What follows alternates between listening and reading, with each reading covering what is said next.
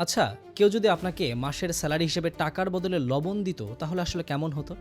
অবাক হওয়ার আসলে কিছু নাই। একটা সময় লবণ এতটা মূল্যবান ছিল যে রোমান সৈন্যদের স্যালারি দেওয়া হতো লবণ দিয়ে। এমনকি বর্তমান ইথিওপিয়াতে এই তো ২০ শতকের শুরু পর্যন্ত ১ পাউন্ড লবণের বার মুদ্রা হিসেবে ব্যবহৃত হতো। ইন্টারেস্টিং, তাই না? আসলে লেনদেন তো মানুষের সভ্যতারই অংশ।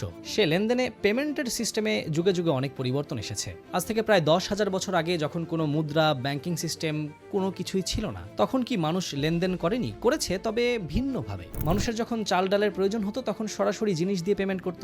ইতিহাসে একে বলা হয় বার্টার সিস্টেম। কিন্তু এই সিস্টেমের বিরাট একটা ঝামেলা ছিল।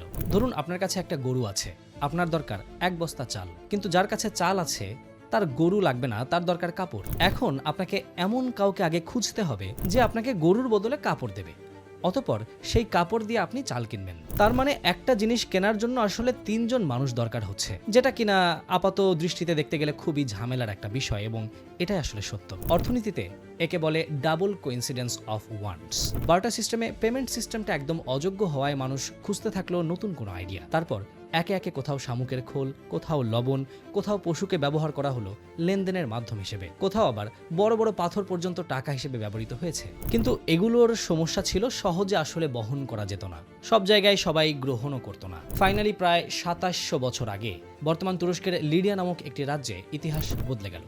প্রথমবারের মতো লেনদেনের জন্য পেমেন্ট সিস্টেম হিসেবে তৈরি হলো ধাতব মুদ্রা। তারপর ধাতব মুদ্রা থেকে কাগজের টাকা, banking system, check system, credit card সব ঘুরে ইন্টারনেট আবিষ্কার হতে বিশাল বিপ্লব ঘটে গেল লেনদেনেও। শুরু হলো অনলাইন পেমেন্ট। আর স্মার্টফোন আবিষ্কার হওয়ার পর পেমেন্ট চলে আসলো ডিরেক্ট পকেটে। তবে একটা তিতা সত্য হচ্ছে, সভ্যতার ছোঁয়া সব জায়গায় সমানভাবে একই সময়ে পৌঁছাতে পারেনি।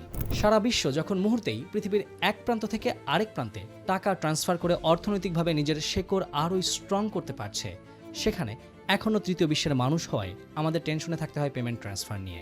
কিভাবে হবে, কোন ওয়েতে, হাজার রকম প্রশ্ন। সমস্যাটা আসলে শুধুমাত্র টাকা পাঠানোর না, সমস্যাটা মূলত গ্লোবাল ফিনান্সিয়াল ইনফ্রাস্ট্রাকচার।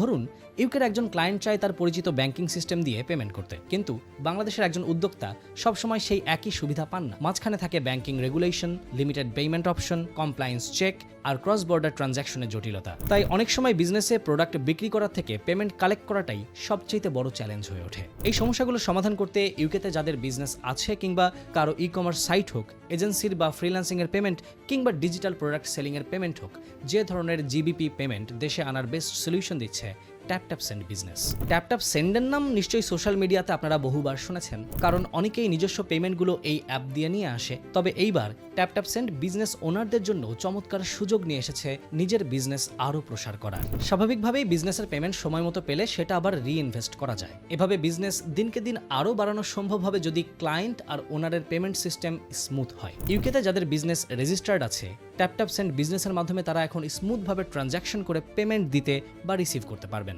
কারণ business.taptapsend.com-এ ইউকে পাউন্ড বা জিবিপি অ্যাকাউন্ট ডিটেলস পাওয়া যায়, যার সাহায্যে ইউকে ক্লায়েন্টের কাছ থেকে এমনকি অ্যামাজন, শপিফাই, ইবেই, এটসি, পেইপালের মতো সাপোর্টেড মার্কেট প্লেস থেকেও পেমেন্ট কালেক্ট করা অনেক সহজ হয়ে যায়।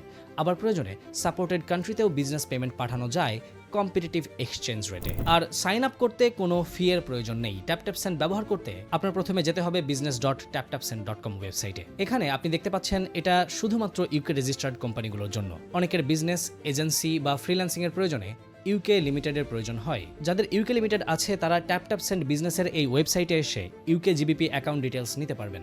এখানে আপনার একটা ইমেইল দিবেন, তারপর আপনার বিজনেসের সাইজ জিজ্ঞেস করবে। এখানে যে কোনো একটা সিলেক্ট করবেন, তারপরে আপনার অ্যানুয়াল টার্নওভার জিজ্ঞাসা করা হবে। আপনার যা টার্নওভার সেই ইনফরমেশনটা দিবেন।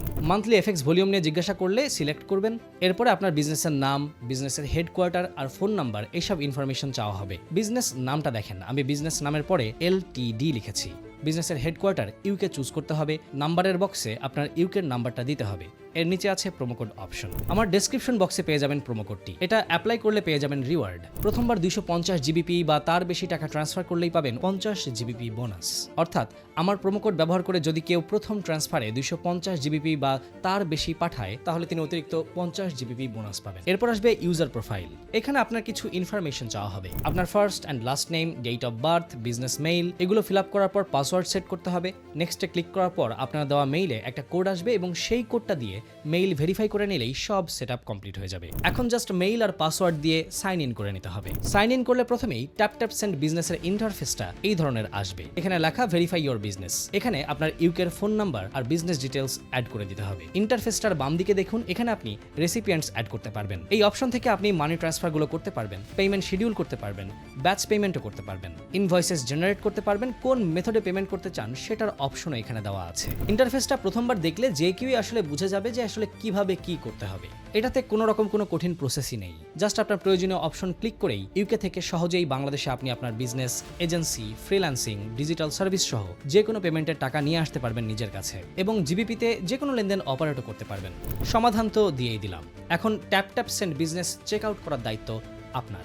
লিংক দেওয়া থাকবে ডেসক্রিপশন বক্সে।